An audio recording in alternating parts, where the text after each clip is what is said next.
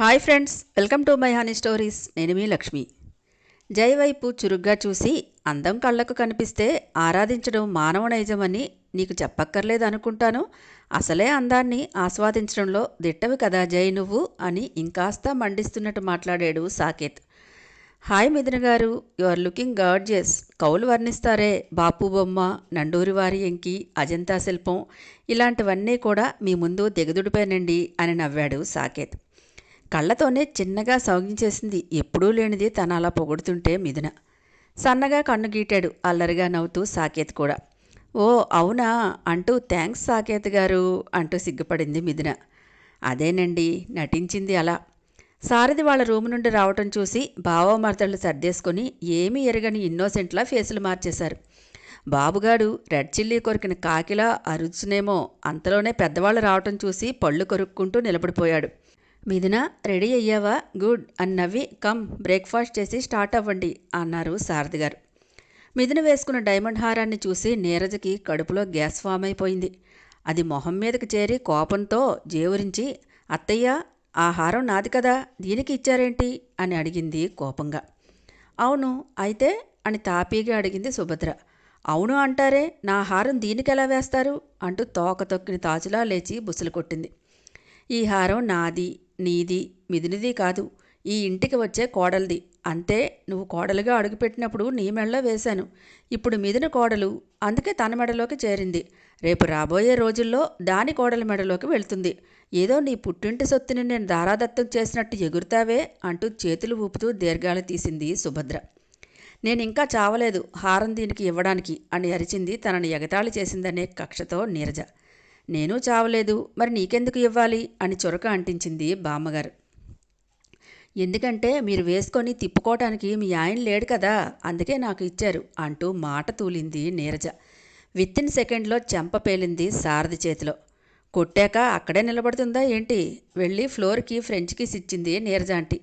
సారథి, ఆడవాళ్ల మీద చేయి చేసుకోకూడదనే జ్ఞానం మరిచావా నువ్వు అంటూ కోపంగా ప్రశ్నించింది సుభద్ర. అమ్మా, నువ్వు అడ్డురాకు, దీన్ని ఆగడాలకి అంతే లేదు, చంపేస్తాను. అన్ని నగలు ఉంటే కోడలు వేసుకున్న హారం కోసం వెంపర్లాడిపోతుంది అని కోపంతో ఊగిపోయాడు. జై వెళ్ళి లేపి నిలబెట్టి తల్లివైపు అసహ్యంగా చూస్తూ, మిథున వద్దనే గొడవ చేసింది, నేనే వేశాను. నీకు మేనర్స్ తెలీదా? అవసరం లేని దాని గురించి పరాయి వ్యక్తుల ముందు ఇంత రచ్చ చేస్తున్నావు, నానిని అవమానిస్తున్నావు అని కూల్గా చాలా స్లోగా అడిగాడు. జై అంటూ బాధగా పిలిచి, అది కాదు అంటూ ఏదో చెప్పబోతుంటే చెయ్యి అడ్డం పెట్టి ఆపేసి, నీకు కుటుంబం విలువే తెలియదు, ఇంకా నాని గురించి ఏం తెలుస్తుందిలే అని, మిథున కమ్ మనం స్టార్ట్ అవుదాం అన్నాడు. నచ్చావరా అబ్బాయి అనుకుంది. నీ బోడి పొగడ్తలు నాకేం వద్దులే అన్నట్టు చూసింది. అదంతా చూస్తున్న మిథున కొయ్యి బొమ్మలా బిగుసుకుపోయి కళ్ళను చాటంత సాగేసి నిలువుగుడ్లేసుకుని అలాగే చూసింది. భుజం మీద తట్టగానే హా అంటూ ఉలిక్కిపడి జైవైపు చూసింది. బయలుదేరదామా అని సన్నగా అడిగాడు. సుభద్ర వైపు చూసింది మిథున. క్షేమంగా వెళ్ళి రండమ్మా అంటూ నవ్వు మొహంతో చెప్పింది. అమ్మమ్మ, మరి అది అంటూ నసుగుతుంటే, వస్తున్నావా లేదా అంటూ బేస్ వాయిస్తూ అడిగాడు. వెళ్ళిరా మిథున అని సుభద్ర రూంలోనికి వెళ్ళిపోయింది. మిథున ఖాతాలో మరో 8 యాడ్ అయిపోయింది. వెళ్ళి వస్తాను మావయ్య గారు అని సారథి గారికి చెప్పి కళ్ళతోనే సాకేత్కి సంజ్ఞ చేసి వెళ్ళిపోయింది మిథున. సాకేత్, రా మనం బ్రేక్ఫాస్ట్ చేద్దాం అని డైనింగ్ టేబుల్ దగ్గరికి వెళ్ళాడు సారథి. తనని కొట్టి కేర్ చేయకుండా వెళ్తున్న భర్తని నిప్పులు గురిపించే కళ్ళతో చూస్తూ దబదబా నేలను బాత్తూ రూంలోనికి వెళ్ళిపోయింది నీరజ. టంగ్ ఇచ్చింగ్ అంటారే, దీన్నే కెలికి మరీ తన్నులు తినాల నీరజమ్మ, ఏంటి నీ కర్మ అనుకుంది ఇన్నర్ వాయిస్. కారులో కూర్చుని స్టీరింగ్ మీద వేళ్లతో దరువేస్తున్నాడు జై. యమా సీరియస్గా ఉండి కదిపితే మీదపడి రక్కేసేలా ఉంటాడనుకొని భయంగా వచ్చింది మిథున. టోటల్ రివర్స్లో మ్యూజిక్ వింటూ ఎంజాయ్ చేస్తున్న పతిదేవుణ్ణి చూసి భారంగా నిట్టూర్చి, నువ్వు నిజంగానే టోటల్ డిఫరెంట్ పీసువే జై అనుకుని డోర్ తీసుకొని కారెక్కింది మిథున. అయ్యాయా నీ అప్పగింతలు అని కార్ స్టార్ట్ చేశాడు జై. సారీ జై సన్నగా చెప్పింది. ఎందుకు? ఆ గోలీ సోడాగాడు పొగిడినందుకా అని గుర్రుగా చూశాడు. నొసలు చిట్లించింది భార్యామణి. ఎదవలుక్కులు లుక్కావంటే చంపి బొంద పెడతా. వాడేంటే చెట్టంత మొగుడిని పక్కనే ఉండగా సైట్ కొడుతున్నాడు, ఎదవ సన్నాసి, పైగా నీ కులుకులొకటి అంటూ రెచ్చాడు. నువ్వు అలాగే సైట్ కొడతావా జై అంటూ సాగదీసింది వంకరగా. బుల్షిట్, మనం ఒకరిని పటాయించే పనేంటే, వాళ్లే వచ్చి నా ఒళ్ళో వాళ్తారు అంటూ నీలిగాడు. ఈ కితకితలకేమీ తక్కువ లేదు అంటూ గింజుకుంది. నావి కితకితలే అయితే ఏంటే, వాడి గుడ్లు పీకేస్తాను ఇంకోసారి నీ వైపు చూస్తే. తను చూసే దృష్టిలో తప్పు ఉందని నువ్వెలా చెప్తావు జై? అతని మనసులో ఏ కల్మషం లేకపోతే నువ్వు తిట్టే తిట్లని మనకే తగులుతాయి అంటూ చురక అంటించింది. అంటే నువ్వు వాడి మనసులోకి దూరి చూసావా? అక్కడ ఏ కల్మషం లేదని చెప్తున్నావు అంటూ పళ్ళు పటపటా కొరికాడు. సమాధానం చెప్తే ఇలాగే రెచ్చిపోయి దారిలో దింపినా దింపేస్తాడులే నా మెంటల్ మొగుడు అనుకుని, జై అటు చూడు ఆ కొంగలు ఎంత బాగున్నాయో అంటూ ఉత్సాహంగా చూపించింది. నువ్వు టాపిక్ డైవర్ట్ చేయకు అన్నాడు. చూడు, ఎవరో చూశారని ఏదో కామెంట్ చేశారని అదే పట్టుకు వేలాడితే మన ఇన్నర్ పీస్ ఘోరంగా హాట్ అవుతుంది. అసలు తను చూశాడని చించుకుంటున్నావు. నిన్ను ఆ మోహిని పిశాచిని చూడకూడని స్థితిలో నేను చూశాను. నేనెంత రచ్చ చేయాలి చెప్పు అంది మిథున. బేబీ అడుగుతుంది కదా, టెల్ మీ ఆన్సర్ అంటూ బ్యాక్ సీట్లో ముందుకు వంగి వెంకిరింతగా అడిగింది అంతరాత్మ. నువ్వు కొంపకాడ తగలడక తగుదునమ్మా అంటూ ఎగురుకుంటూ కూడా తగలడ్డావే అంటూ కరిచాడు. నిన్నెవడు నెమ్మదిగా ఒంటరిగా బేబీని నీతో పంపడం అంటే కత్తిమీద సామే. సో ఈ ప్రయాణంలో నేను సాటిస్ఫై చేస్తున్నానన్నమాట అంటూ స్టైల్ కొట్టింది ఇన్నర్. నువ్వు నాకు సోలువు కాదు, ఎనిమివి. అది నాకు తెలుసులే, నువ్వు డప్పు కొట్టి మరీ ప్రచారం చేయక్కర్లేదు అంటూ మండించింది.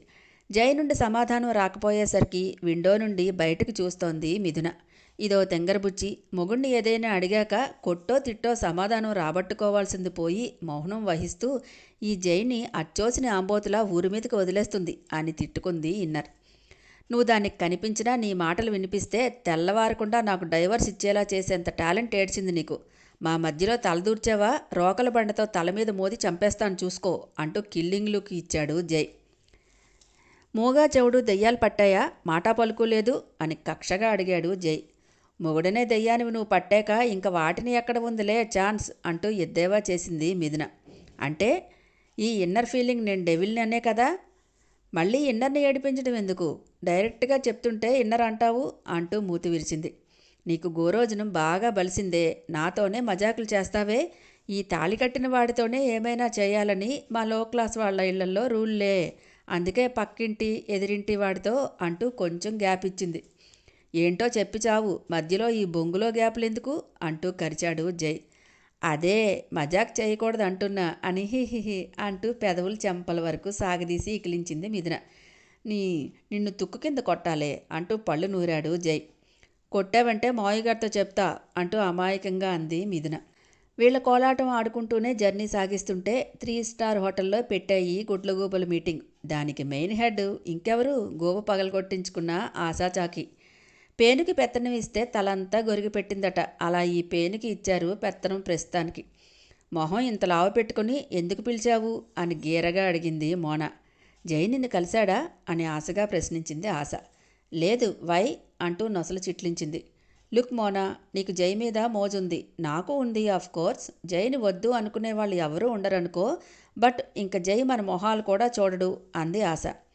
జై నీ మొహం చూడడేమో, నన్నెందుకు చూడడు అని బలుపుగా అంది మోన. నీకింకా జై గురించి అర్థం కాలేదా? ఇప్పుడు తన పెళ్ళాం వాడికి బెల్లమైంది, అది తెలుస్తోందా? ఆ లో క్లాస్ గర్ల్ నన్ను కొడితే తెలిసి కూడా ఏమీ అనలేదు అంటే ఏంటర్థం అని రెట్టించింది ఆశ. ఏముంది, నీకు పగిలితే చూడాలని జైకి కూడా ఆశగా ఉండి మాట్లాడలేదు, సింపుల్ అంటూ భుజాలు స్ట్రక్ చేసింది మోన. దీనికి కొవ్వు మామూలుగా లేదుగా, నాకంటే నీకో రౌండ్ ఎక్కువ పడ్డాక తెలుస్తుందిలే అని ఇన్నర్లో పచ్చి బూతులు తిట్టుకుంటూ జైకి నా మీద పగేమీ లేదు అంటూ రోషంగా చెప్పింది ఆశ. ఏహే మీ కీచులాట్లు ఆపండి, ఆశ ఏం చెప్పాలనుకుంటున్నావో సూటిగా చెప్పేయ్ అని కసిరాడు ప్రవీణ్. ఆ పొగరుబేదు మిథునని జై లైఫ్లో లేకుండా తరిమి కొట్టాలి. అది ఫస్ట్ ఎలా అయినా నువ్వు జై మ్యారేజ్ చేసుకొని సారథి ఆస్తి అంతా లాగేసుకొని ఆ కుటుంబాన్ని వీధిలో పడేయాలి. దానికి కావలసిన హెల్ప్ నేను ప్రవీణ్ చేస్తాం. ఆస్తి ముగ్గురం షేర్ చేసుకుందాం అంది ఆశ. ఏంటి పగటకళ్ళు కంటున్నావా అని వెకిలిగా నవ్వింది మోన. నేనింత సీరియస్గా చెప్తుంటే కలలంటావేంటి అని చిరాకు పడింది ఆశ. జై ఆస్తి నాకెందుకు ఇస్తాడు, ఇచ్చినా మీకెందుకు షేర్ ఇవ్వనిస్తాడు అని అడిగింది మోన. ఇది కరెక్ట్, జైగాడు మహాజాదు, వాడిని అస్సలు నమ్మలేము. వాడి పెళ్ళాం ఉందే అదో కన్నింగ్ బ్యూటీ అంటూ ఎక్కడో సలపరం పుట్టింది మిథునం తలుచుకోగానే ప్రవీణ్కి. మరేం చేద్దాం అంది ఆశ. చైర్ వెనక్కి వాలి ఏముంది సింపుల్గా చంపేద్దాం అంటూ నిర్లక్ష్యంగా చెప్పింది మోన. వాట్, మర్డరా అంటూ అరుస్తూ నోళ్ళు బోదురు కప్పలా ఇంత వెడల్పు తెరిచారు. ఎస్ అంటూ పొగరుగా చెప్పింది మోన. అమ్మో, మర్డర్ అంటే మనం ఇరుక్కుంటే లైఫ్ లాంగ్ జైల్లో చెప్పకూడదు తినాలి. నాకు చొక్కా మొక్కా లేనిదే రోజు గడవదు అని గాబరా పడ్డాడు ప్రవీణ్. అయితే మరో ప్లాన్ అంటూ క్రూయల్గా నవ్వింది మోన. ఇంకో ప్లాన్ ఏంటి అని ఆశా ప్రవీణ్ కోరస్గా అడిగారు. ఫస్ట్ జై వైఫ్ని తన ఇంటి నుంచి శాశ్వతంగా దూరం చేయాలి. తర్వాత మెంటల్గా వీక్ చేయాలి. ఎంతగా అంటే తన డాడ్ని ఆ ముసలిదాన్ని అసహించుకునేలా చేయాలి. వాళ్ళిద్దరినీ కూడా దూరం చేస్తే అప్పుడు జైని నేను మ్యారేజ్ చేసుకోవడానికి అవకాశం ఉంటుంది అంది మోన. ఇప్పుడు చంపేద్దామన్నావు, మళ్ళీ అంతలోనే మ్యారేజ్ అంటావేంటి అని పేలాల్లా చిటపటలాడింది ఆశ. నీకు ఆవేశం ఎక్కువ, ఆలోచన తక్కువ, అందుకే మిథునతో తన్నించుకున్నావు అంటూ ఎద్దేవా చేసి, జై పూర్తిగా నా అండర్లోకి వస్తేనే కదా ఏమైనా చేసే అవకాశం దొరుకుతుంది.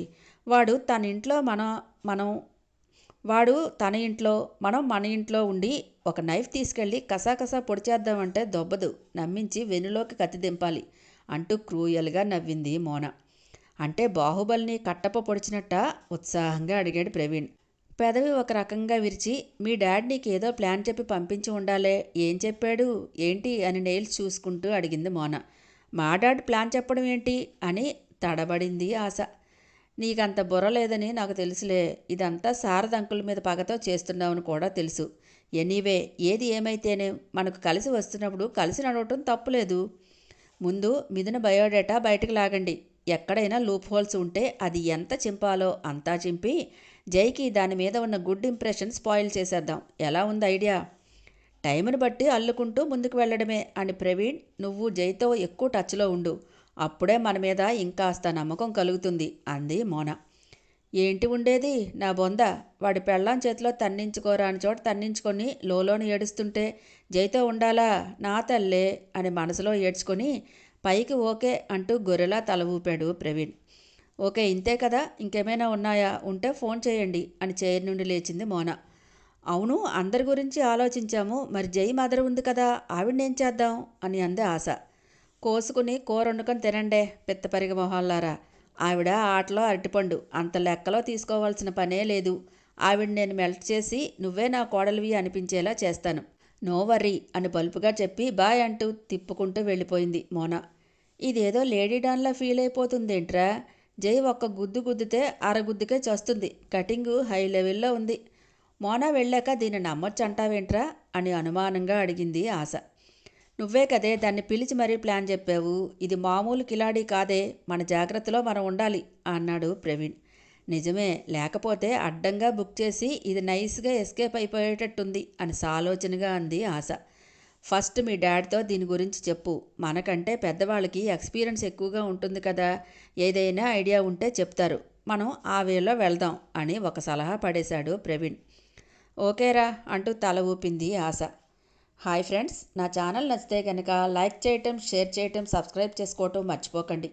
పక్కనే ఉన్న బెల్ ఐకాన్ని ప్రెస్ చేయండి. నెక్స్ట్ అప్డేట్ కోసం వెయిట్ చేస్తూ ఉండండి.